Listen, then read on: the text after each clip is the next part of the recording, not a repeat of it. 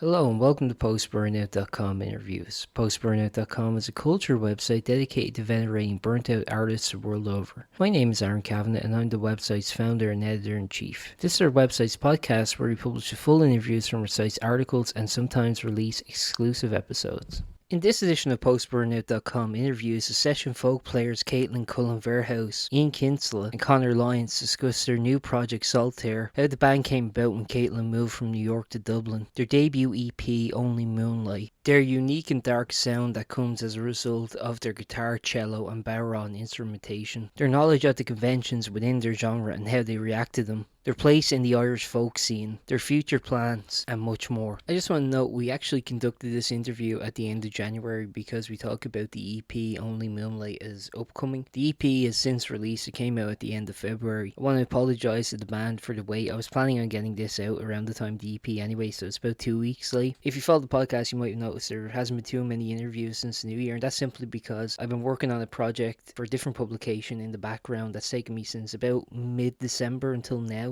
It shouldn't have taken that long, and the project actually got deleted at one point, so I had to basically start from scratch. Anyway, that's for something else. I'll talk about it if and when it comes out. Emphasis on if. It's a little out of season at the moment. But yeah, if you listen to my interview with Dog Bless, I talk about it a little bit in that. Other than that, I have some interviews not only backlogged since then, but I also have some upcoming ones, some new requests coming in that I'm going to fulfill soon. If you want to be interviewed for this podcast or for the website, you can always email me at aaron@postburnout.com. Thank you very much and enjoy this interview with Saltaire. Hello. Hey, how's it going?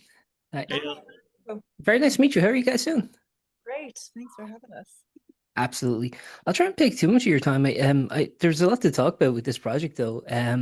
I guess the first thing I was kind of interested in, I guess, is sort of the background. I mean, I know you guys have been collaborators for certain artists who like mutually have played with some artists. So I was wondering, is that how you all kind of got in contact, or?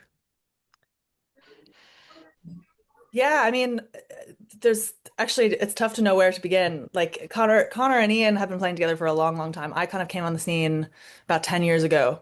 And I wasn't full-time music yet. I like trained classically on the cello, quit the cello, only came back to music because Ian pushed me to, basically encouraged me to. And by way of Irish music as well. So like Connor and Ian have been playing together just in sessions and with various different like tours and things for a long, long time.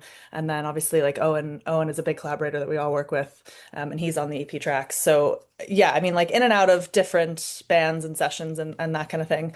We all lived together in a house for a while as well. Ian and Connor and myself lived in a gaff in Glasnevin for a few years. So there's foundation laid there. But yeah, maybe I don't know. Maybe the guys want to talk about sort of pre cello. Yeah, well, like I mean, the Irish music kind of you know, people, musicians all around. Dublin's a kind of a small enough area regards music, Irish music, so you get to know everyone fairly quickly. Who plays music, and Ian was playing a good bit in town. I was playing a good bit in town, so we would have known each other that way. Um, and then yeah, as Caitlin said, just kind of I think just gigs in in the city centre and getting to know each other that way. Then we moved into a house together, a couple of years back. So that was the foundations, I think, of it. But we'd known each other anyway, before we moved in together, music wise, like so, kind of natural enough progression through that, like yeah, yeah. I will say as well, when I first moved here, and I had some like basic knowledge of Irish music, of traditional music. My parents like took me to see the Chieftains when I was a kid, when the Chieftains were touring, whatever, that kind of thing. But the Bonnie Men was one of the first albums Ian played for me when I was first kind of like conceptualizing more contemporary trad, and like learning who was on the scene. And so one of the Bonnie Men albums was like the first album that I listened to, and it just like blew my mind, and was so so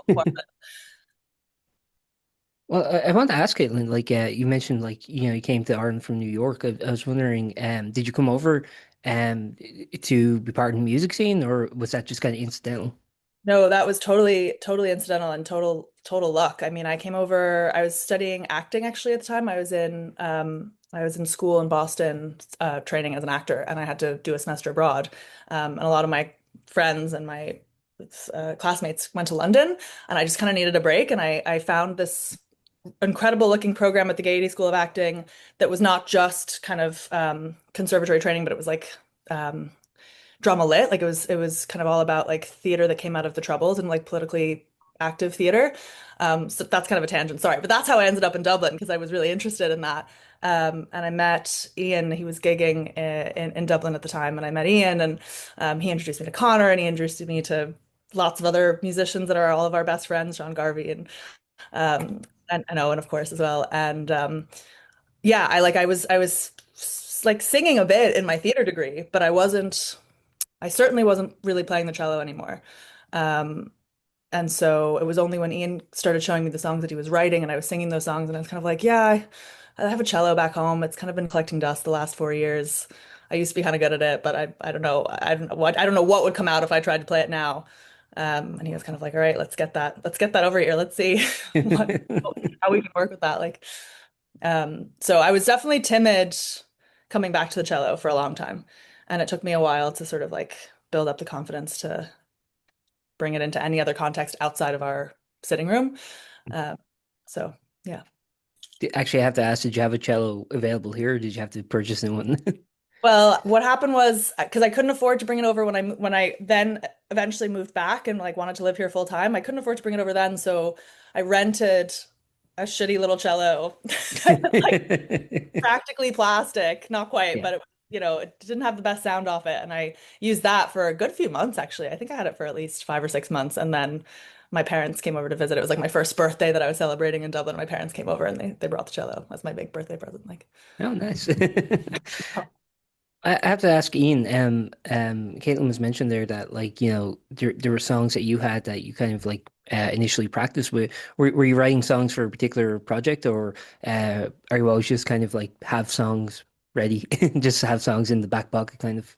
Yeah, I was just kind of writing songs, not for any particular project or kind of goal in mind. I had full songs there, but a lot of the songs I kind of wasn't kind of comfortable singing them myself. And I was kind of hoping that I could get the right person to fit in. And then I met Caitlin, and Caitlin was like, "Oh yeah, I play cello." I was like, "What?" And then she was like, "Oh, yeah, I sing as well." I was like, "No way." I know, and like give you a look at these few songs or whatever. Yeah. So then that was it. And then once I kind of showed Caitlin like a few songs I'd written, then I kind of started writing a bit more with Caitlin's vocal in mind. Um, so that was kind of the genesis of how the songs have kind of developed over time. Yeah. How'd you guys meet? Was it through the Gaiety or?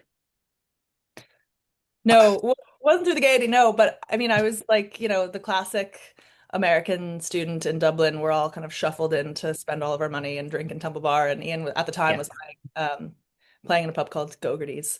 And he was playing. Oh, you could have not mentioned the place. Shout out Corey. Definitely not trying to shout out Go-Gerties or get a sponsorship. You saying Tree Arena. Tree Arena. Yeah, definitely not a hashtag ad situation. Okay. No, but he was gigging there at the time, and she's playing with a mighty fiddle player called Porrick O'Neill. And again, like I was just mesmerized by his playing and his vocal, and um, yeah, that was kind of it. And then for a while before I was kind of like taking the music thing seriously at all, or singing properly, like if the guys were in a gig in town, they might get me up to do a song, and I might do a bit of whatever Fleetwood Mac or something like. So this project kind of started naturally just from that, or was there kind of, I guess, was there like an idea, a conception for this project, or is it just kind of like naturally you guys were playing and then it was like, hey, let's start something? Well, I think when I had the original songs, and then when I showed them to Caitlin, we started working out more arrangements in terms of the cello. and the guitar, and then with me doing like some kind of backing vocals as well. And then we were like, what would be cool on this? A bodhrán. Like, Yeah. because I mean, I suppose guitar and cello, it's not really a ubiquitous kind of duo setup as it is. And then we kind of thought, like, if we kind of fuse the kind of classical and folk world with Ireland's indigenous drum, we'd have a kind of a unique enough sound. And sure enough, like it is a unique enough sound. And then with Conor on the bouzouki as well, then adding kind of more kind of the traditional elements to the paradigm. There's like sonically, I think that these instruments work really well together because obviously you have the low end, that the rich quality of the cello, and the guitar kind of sits in the middle, and then the bouzouki adds the sort of the brighter sound on top, and then of course the bodhrán has that earthy rhythmic drive. So yeah, you wouldn't necessarily think to put these instruments together, Yeah.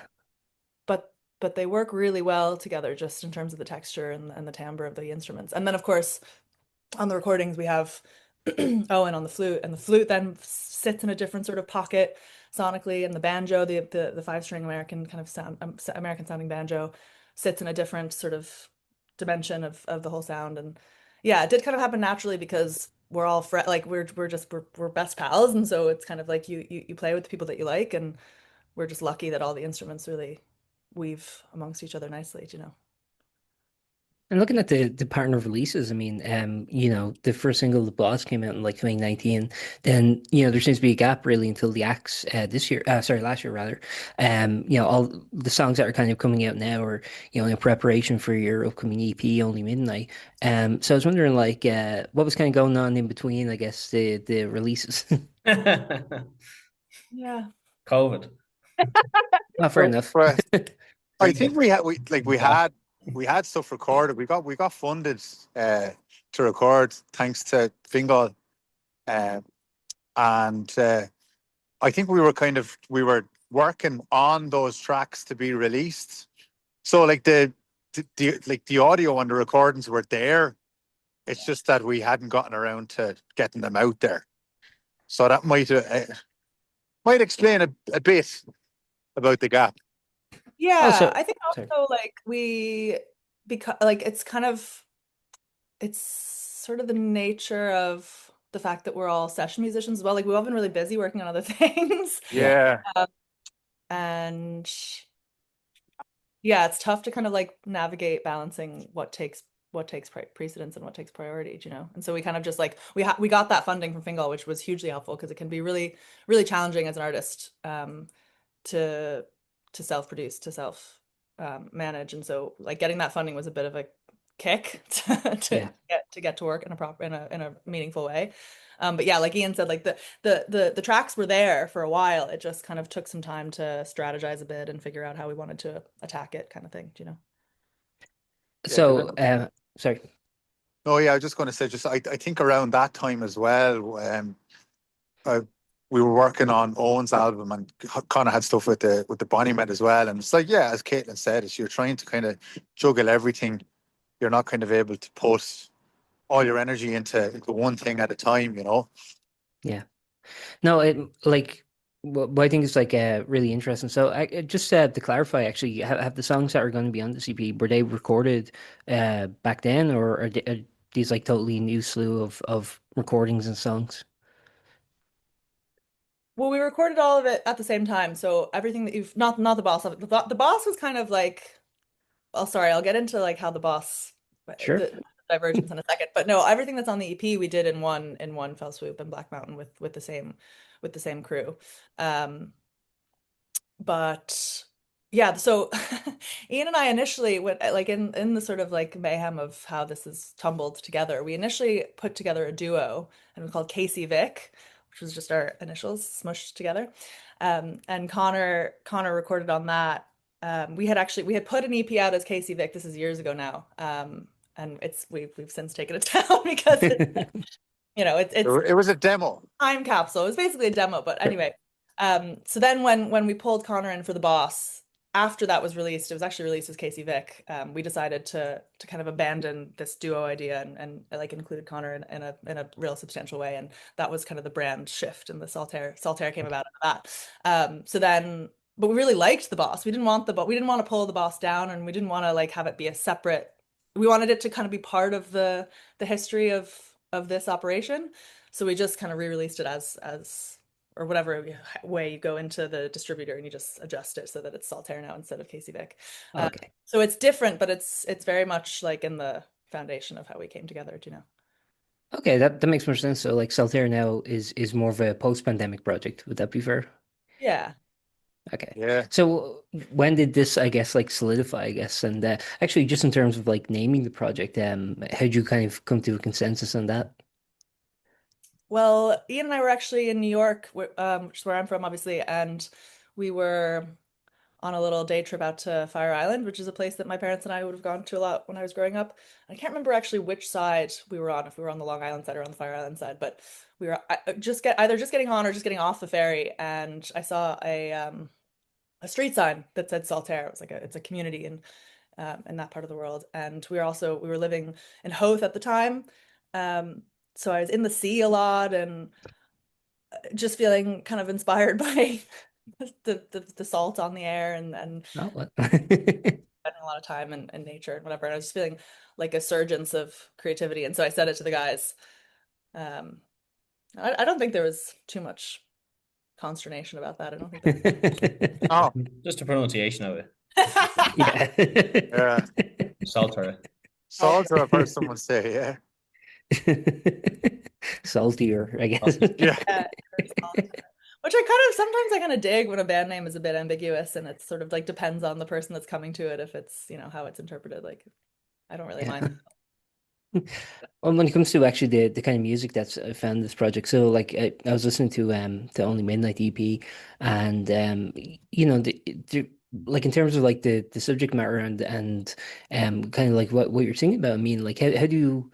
This is such a bad question, but I guess I'll ask it anyway. Like what kind of like inspires you like your ideas in terms of like what you actually want to kind of like sing about, because I found that each song was like so kind of idiosyncratic and kind of existed in its sort of own world. Like it didn't seem like there were continuations on the same themes or the same subject matters. It seemed like each song was really its own thing. So I was wondering like kind of what fueled your fire, I guess. Yeah, well, I mean, I'll let as the songwriter of the two original songs, I'll let Ian take it in a second. But I do think one sort of common thread through all of them is it's that sort of that folk tradition of really narrative driven songs, with maybe the exception of Lungs, which is more poetic, but those folk songs that are literally like almost like a laundry list of the events that take place and the facts and the characters and who said what to who and really kind of like carving out meaning and poetry in just the facts. Like Matty Groves and the Axe are both murder ballads, and sort of like digging into that sort of thematic trope of the murder ballad and looking at one that has existed for so long, which is Matty Groves, and then tackling that sort of subgenre in a more contemporary way with the Axe. Um, and then and the same with Albro Parade. I mean, it's obviously it's not a murder ballad, it's a love story, but it's very much in that sort of that tradition of telling a story through narrative and like finding the emotion in those in between moments and using the music and using word painting and using melody to complement the story in a way that like tells a deeper story, do you know? Um, yeah. Sorry, I let Ian take over. Yeah, I can like echo what you were saying there. I mean, that's kind of the nail on the head. Yeah, like I mean, there's two murder ballads on it. Not that we're like murder ballad fanatics or anything like that. But You're not like drawing on real life experience. yeah, no. But like I mean, you can see how I guess the five tracks are not connected in some ways, but you can also see how they're connected. Like what Kaitlin was saying there, they're connected through the traditional sound and the narrative story writing. And yeah, I mean, like even like everything on it is very minor Dorian. I think there's only one one of the tunes in the Slip Cheeks is in a major key. Everything else is minor Dorian. So kind of, I I think it's all pretty thematic in that sense. But I think maybe now when we move on to record a bit more, we might start maybe introducing some songs in major keys to kind of yeah, bring out the happier vibes, you know.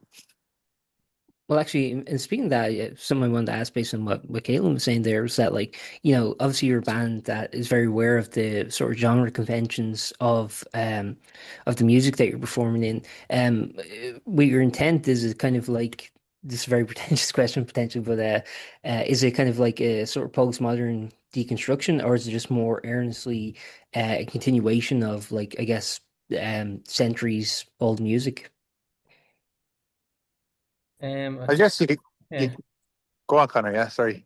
It's kind of the way I see it is like you're like taking a song like say Maddie Groves or um we're kind of doing both where it's writing your own songs, Ian writing his own songs and putting a kind of a folk stamp on it is one thing, because we come from that background of folk music and trad music, so it kind of leads to a natural occurrence of it.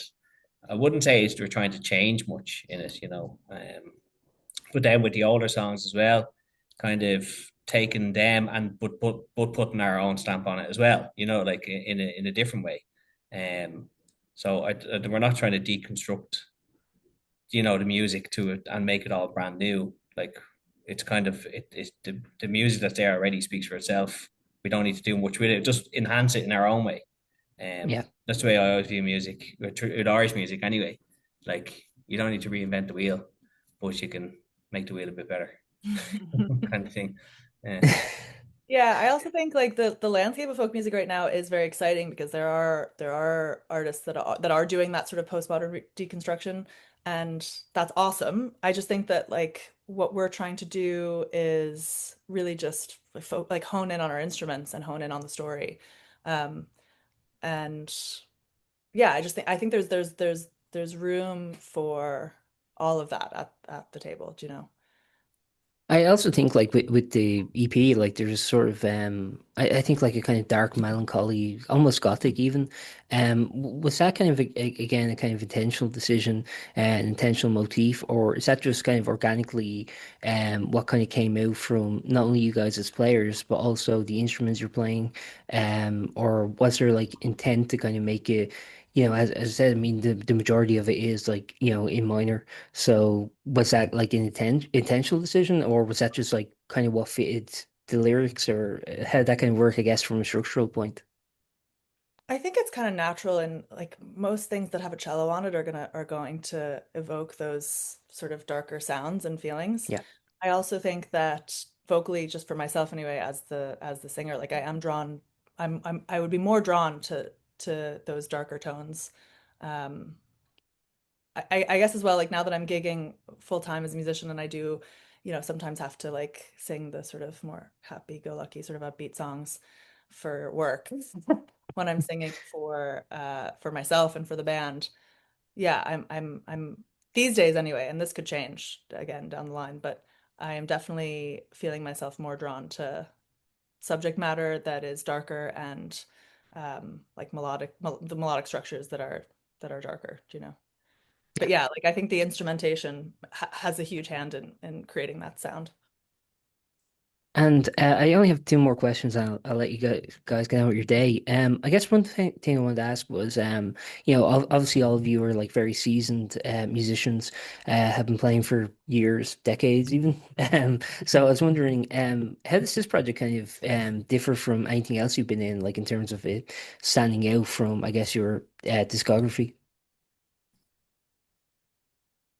Um, just right, you could probably see nearly more similarities than kind of differences. Just like that's kind of central theme of kind of folk traditional music. Like it's so kind of like it's at the epicenter of nearly everything that we do. Mhm. And I think when you keep that in mind, like as Conor was saying, it's like, a lot of the kind of the music and the structures are already there, and it's not about like kind of deconstructing things. So we kind of nearly always have that in mind when we're even in other projects as well. It's always to kind of be respectful of kind of structures and the tradition, but kind of refine it or kind of bend it a little bit. So yeah, I kind of find that there are a lot of similarities, but I'm sure the lads would probably kind of maybe speak a little bit more about the differences. It's yeah, like I mean the difference for what I normally play is this is kind of more the songs, if you know what I mean, like song centered, Yeah. and not many tunes, whereas the other bands playing is tunes mostly and a couple of songs, so there's a big difference in audience, I suppose, like when you're trying to capture an audience through tunes, it's very different with songs, you know what I mean, and Yeah. a different kind of buzz. Both are very good, obviously, and both are have their own merits, and so I enjoy both sides of it. Yeah. Sorry, Connor, could just get you to distinguish between songs and tunes, just because I think most people probably use them synonymously. So Songs and tunes, like as in traditional Irish tunes, as in like the melodies, real Mm. jigs, that kind of stuff. Sorry, I'm just being a pedant. Like so, like you're putting a set together of tunes. It's just melodies. You're playing 3 or 4 tunes in a row, whereas that versus like a gig full of just songs and playing along to the songs and playing with the songs, creates a different kind of a atmosphere on the stage. Like so both are brilliant though. To be able to be in a band that does it, it's a different buzz and kind of creates a good atmosphere on stage though. Perfect. Even though the EP isn't out yet, already you guys have gotten like a lot of reception, even prior to it. I believe it was a live performance of the acts, I want to say, at the Cobblestone that, gained a lot of traction online. So, have you kind of, I guess, found that, like, just in terms of like, people being receptive before they even have the opportunity to like hear the studio version of the songs? Well, I will say the acts in particular, we've been doing live for a couple of years. So Yeah. there's one or two things that the small little community of musicians and music lovers and listeners that do know us, they expect the acts. And sometimes they expect the boss as well, actually. We did the boss gig the other night, and people asked, well, boss isn't on this channel. So I think like the Irish music scene it's been so welcoming to us and so receptive. I mean, it's a tiny little sort of corner of the genre that we're inhabiting, but it's just nice to like to like initially you like make music for your musician friends and the only people that are listening really are other musicians, and that's great, and it only kind of grows from there. So yeah. Perfect. And the final thing I'll leave you guys with is what you have planned for 2026. So obviously the EP comes out, I have written down February 27th. But beyond that, are there plans to gig and opportunities to see you live? And generally, what do you kind of have? I guess like even like do you foresee like your year? Do you plan it out ahead of time, or is it just kind of gradual and instinctual? I think well, It's a little bit of both, yeah, right? there's a Yeah. couple of gigs booked in, or a couple of gigs being booked in. I think, because Caitlin's done quite a lot of work there in the last number of weeks. We were playing various showcases around, like up in Belfast and in Dublin.